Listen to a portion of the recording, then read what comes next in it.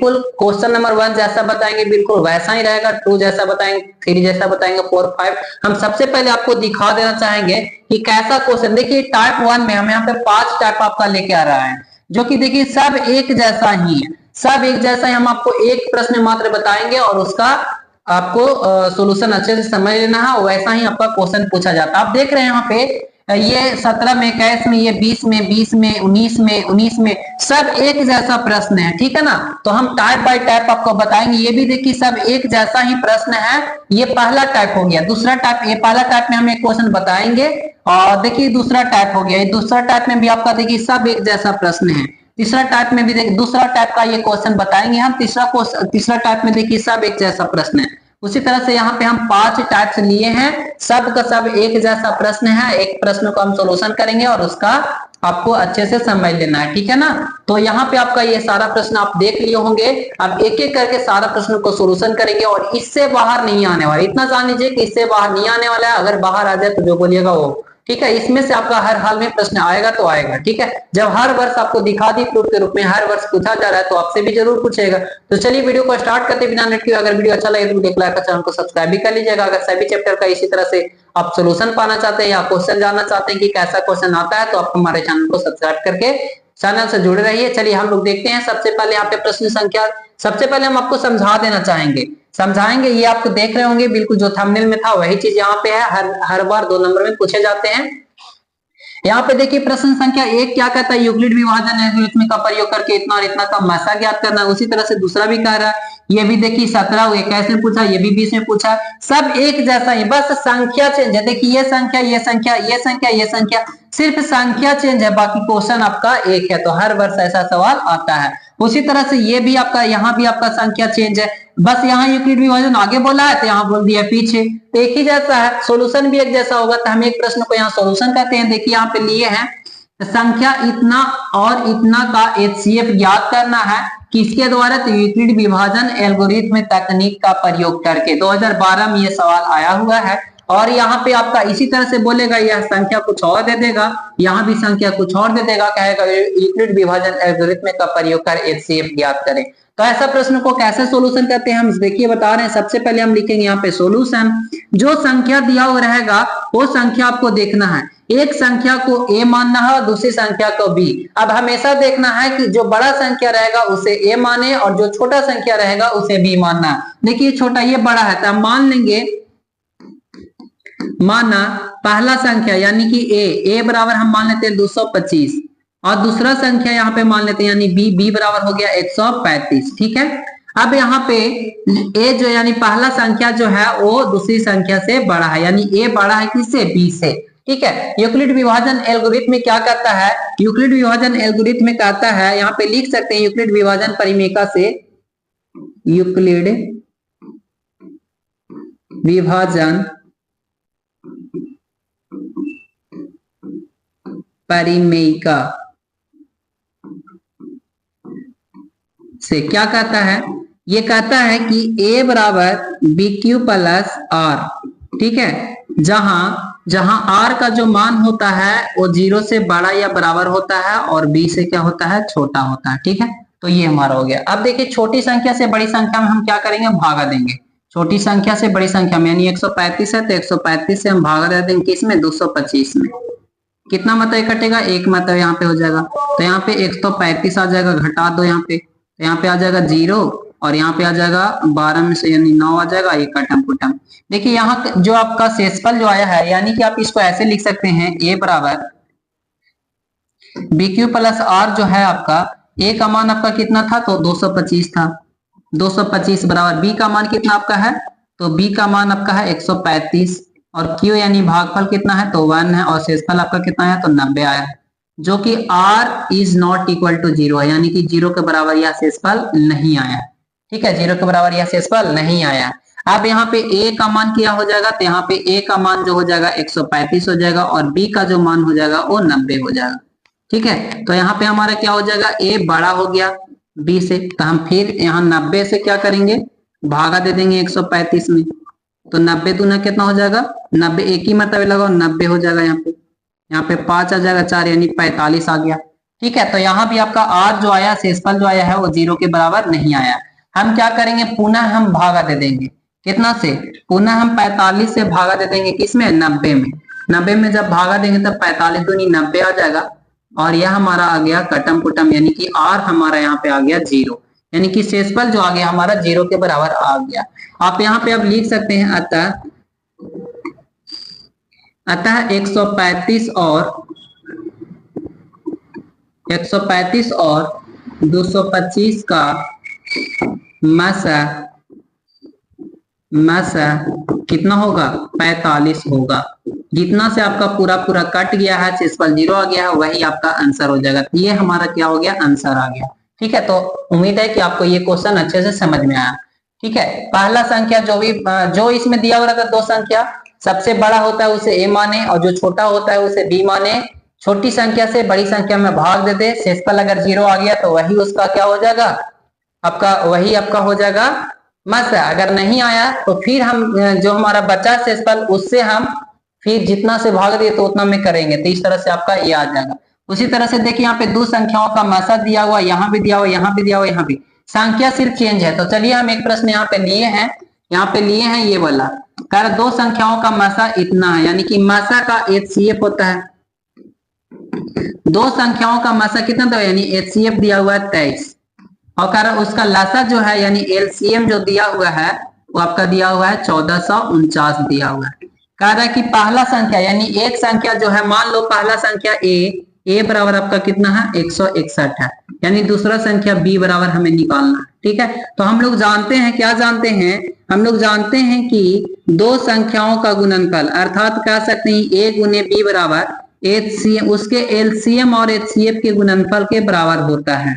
ठीक है, दो संख्याओं का गुणनफल उसके HCF और LCM के गुणनफल के बराबर होता था। पहला संख्या हमारा एक दिया हुआ 161, ठीक है, बराबर b हमें निकालना, सॉरी बराबर नहीं होगा, यहाँ पे गुना होगा, यहाँ पे क्या हो जाएगा गुना, b हमें निकालना, यानी दूसरा संख्या HCF हमारा दिया हुआ है 23 और गुना LCM हमारा दिया हुआ है 1449। ठीक है, अब 23 में यहाँ से ये होगा 23 सत्ते 61 से हो जाएगा 7 मरतबे, और 7 से 1 कट जाएगा, 7 दूनी 14 और 7 सत्ते 49, यानी कि आपका 207 आ जाएगा, यानी b का मान जो आया वो 207 आ गया। अर्थात हम कह सकते हैं कि लिख सकते हैं अतः दूसरी संख्या कितना हो जाएगा, तो 207 होगा। ये हमारा क्या हो गया, आंसर आ गया। तो इस तरह का प्रश्न को हम इस तरह से बनाएंगे। ठीक है, आगे देखते हैं। देखिए अभाज्य गुणनखंड विधि द्वारा आप कर रहा है कि HCF निकालना है या LCM निकालना, सब वैसा ही है। अब ये दो पात्रों है, तो ये पहला संख्या हो जाएगा, ये दूसरा संख्या हो जाएगा, वही है, संख्या दिया हुआ है, इससे हड़बड़ाना नहीं है। ठीक है, आगे चला जाए। यहाँ पे आपका सब वही प्रश्न है अभाज्य गुणनखंड द्वारा, तो एक प्रश्न हम निकाल देते हैं, यहाँ लिखना सोल्यूशन। ठीक है, अभाज्य गुणनखंड पहला संख्या आपका 15 दिया हुआ है, और दूसरा संख्या यानी a बराबर मान लो, b बराबर मान लो 12 और c बराबर मान लो 21 का मासा और लासा ज्ञात करना। यानी कि हम सबसे पहले 15 का अभाज्य गुणनखंड करेंगे तो 3 गुना क्या आ जाएगा, 5 आ जाएगा। यहाँ पे 12 का अभाज्य गुणनखंड करो तो 3 गुना 2 आ जाएगा, यानी 2 दूनी 4 ते 12, तो इसको ऐसे लिख सकते हैं 3 गुनी 5 और बराबर, इसको लिख सकते हैं 2 का पावर 2 और गुना 3। अब यहाँ 21 है, तो 21 का अभाज्य गुणनखंड करेंगे तो 3 गुना क्या हो जाएगा 7, अर्थात यहाँ पे 3 गुना क्या हो जाएगा 7। हमें क्या निकालना बाबू, HCF सबसे पहले निकालो।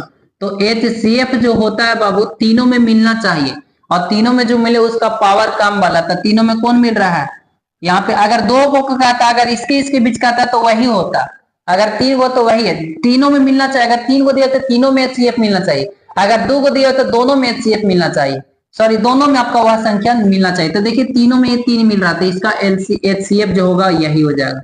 अगर LCM की बात किया जाए तो तीनों में मिल रहा है उसका पावर ज्यादा, और नहीं मिल रहा उसको भी, तो तीनों में सबसे पहले कौन मिल रहा है, 3 मिल रहा है, और कौन नहीं मिल रहा है, तो देखिए पहला में तो 5 नहीं मिल रहा था, 5 होगा।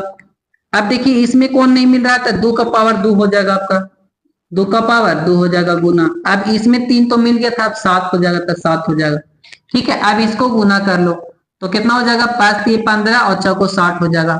60 गुना 7 हो जाएगा, 7 कितना हो जाएगा 42, यानी 420 आपका इसका एलसीएम आ गया था। एचसीएफ इतना और एलसीएम इतना आ गया, लिख सकते हैं।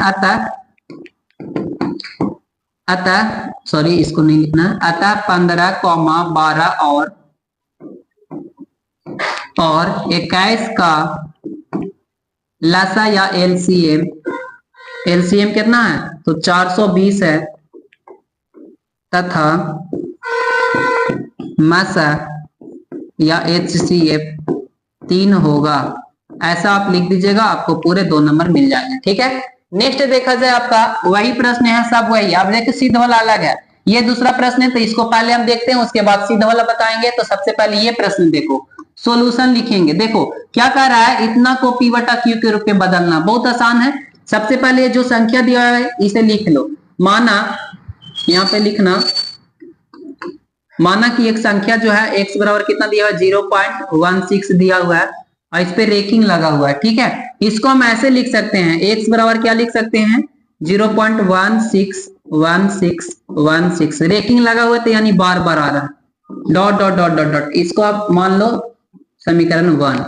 ठीक है, अब देखिए अब इतना हो गया, समीकरण 1 मान लिए। अब क्या करना है, देखिए यहाँ पे एक से एक दूसरे तरफ कुछ और है। ठीक है, तो अब यहाँ पे देखिएगा रेकिंग कितना संख्या पर है। अगर 2 संख्या पर रहेगा तो 100 से गुना करेंगे दोनों पक्षों में, अगर 1 संख्या पर रहेगा तो हम 10 से गुना करेंगे दोनों पक्षों में। तो यहाँ पे दोनों है तो यहाँ लिख सकते हैं दोनों पक्षों में 100 से गुना करने पर, यहाँ लिख सकते हैं दोनों पक्षों में 100 से गुना करने पर, या तो आप डायरेक्ट गुना भी कर सकते थे। 100 x बराबर क्या हो जाएगा 16.161616, ऐसे कर करके आएगा, इसको समीकरण 2 मान लो। अब यहाँ पे लिखिएगा समीकरण 2 में 1 को घटाने पर, घटा देना। समीकरण 2 यहाँ पे क्या है 100x है और बराबर है 16.1616, ऐसे कर करके है। उसके बाद यहाँ पे क्या है, तो यहाँ पे x है, x बराबर क्या है 0.1616 ऐसे है। अब यहाँ घटा दो तो यहाँ आएगा कितना 99x और यहाँ पे आ जाएगा 16। ठीक है, 0.00 आएगा तो पॉइंट के बाद 0 का कोई वैल्यू नहीं होता है, तो यहाँ पे ये आ गया कितना आ गया 99x बराबर में क्या आ गया 16। अच्छा, अतः हम यहाँ पे x बराबर क्या हो जाएगा 16/99, तो इसे p बटा q के रूप में लिखना था, तो यही आपका क्या आ जाएगा आंसर आ जाएगा। तो ये हम लोग कर लिए। ठीक है, नेक्स्ट देखा जाए।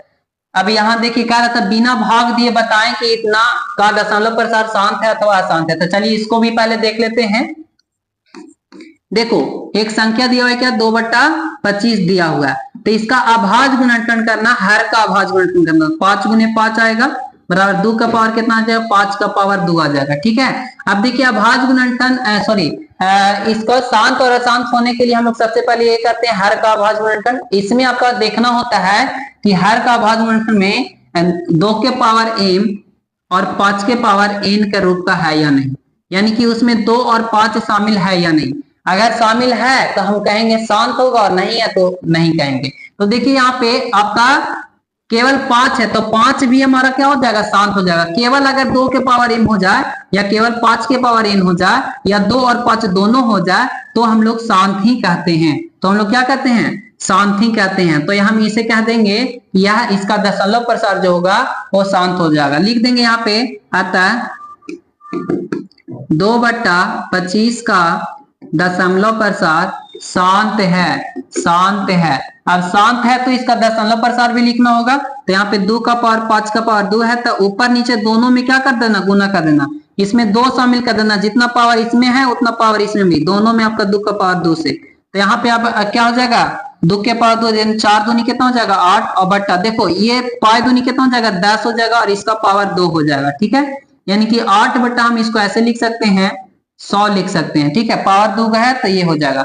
अब इसको जब भागा देंगे तो क्या आएगा 0.08 और बट्टा में क्या आ जाएगा ऐसा ही आ जाएगा 0.08, यही आपका क्या हो जाएगा दशमलव प्रसार इसका लिखा गया। तो ये हमारा उत्तर आ गया। तो इस तरह से हम इसको भी सॉल्यूशन कर सकते हैं। नेक्स्ट देखा जाए, अब सीधे करने वाला प्रश्न, बहुत बार ये सवाल आया, देख लो यहाँ पे 14 17 18 में रूट हम यहाँ सबसे पहले लिखेंगे √3 सॉरी ऐसे नहीं लिखना, सबसे पहले माना कि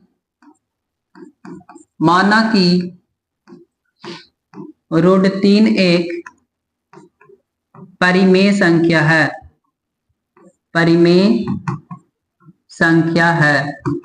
ठीक है, तो यहां पे लिखेंगे रूट 3 बराबर P बट्टा Q, जहां P और Q एक पूर्णांक है तथा Q is not equal to 0, जहां Q हमारा जो है वो 0 के बराबर नहीं है। तो यहां पे लिख सकते हैं रूट 3 बराबर P बट्टा Q एक के सह अभाज्य योग में है। ठीक है, इतना लिख लीजिएगा। अब यहाँ पे हो जाएगा, लिखिएगा दोनों तरफ वर्ग करने पर, दोनों तरफ वर्ग करेंगे तो रूट 3 का वर्ग हो जाएगा बराबर P बट्टा Q का यहाँ पे वर्ग हो जाएगा। इसको जब सॉल्यूशन करिएगा तो यहाँ पे आ जाएगा 3 बराबर P स्क्वायर बट्टा Q स्क्वायर। अब देखिएगा यहाँ जो है इसको गुना कर लीजिएगा, यानी कि हो जाएगा 3Q स्क्वायर और बराबर क्या हो जाएगा P स्क्वायर। ठीक है, अब ये 3 जो है ये P स्क्वायर को भी जब इसको गुना में भेजेंगे तो हो जाएगा। तो यहाँ पे लिख सकते हैं आप 3 P स्क्वायर को विभाजित करता है अतः इसलिए क्या हो जाएगा 3 P को भी विभाजित करेगा। ठीक है, करेगा, इतना हो जाएगा। यानी कि अब ये हो गया। अब यहाँ पे क्या करना है, यहाँ पे लिखना माना, चलो आगे देख लेते हैं, यहाँ पे लिख लेते हैं, लिखेगा माना P बराबर, सॉरी यहाँ 2 लिख दिए, माना P बराबर 2K, कुछ भी मान सकते हैं। ठीक है, कुछ भी यहाँ पे मान सकते हैं। यहाँ पे देखिए 3 है तो हम यहाँ पे 3 मानेंगे, लेकिन यहाँ जो रहेगा वही मानना है, यहाँ पे 3K। अब लिख सकते हैं P का मान, यहाँ पे देखो एक चीज और, यहाँ समीकरण 1 मानना है इसको, यहाँ पे जो आया है इसको समीकरण 1 मान लेना।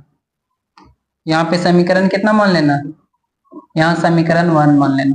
ठीक है, अब यहाँ पे हम क्या करेंगे, P का मान समीकरण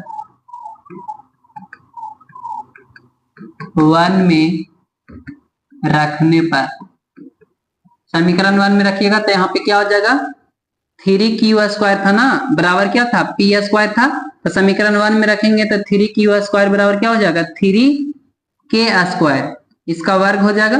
अब यहाँ पे 3Q स्क्वायर बराबर क्या हो जाएगा 3 3 9 और यहाँ से K स्क्वायर, अब ये कट जाएगा 3 मरतबे, यानी कि यहाँ हो जाएगा Q स्क्वायर बराबर क्या हो जाएगा 3K स्क्वायर। अब यहाँ पे देखिए 3 जो है ये Q स्क्वायर को विभाजित करेगा कि नहीं, तो यहाँ लिख सकते हैं 3Q स्क्वायर को विभाजित करता